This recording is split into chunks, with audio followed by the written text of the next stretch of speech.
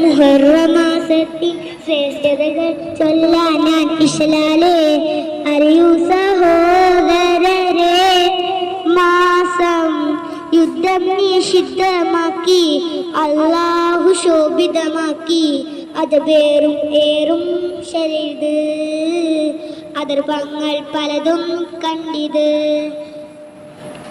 മുഹറമാസത്തിൽ ശ്രേഷ്ഠതകൾ ചൊല്ലാം ഞാൻ ഇശലാലേ അറിയൂ സഹോദരരെ. മാസം യുദ്ധം നിഷിദ്ധമാക്കി അല്ലാഹു ശോഭിതമാക്കി.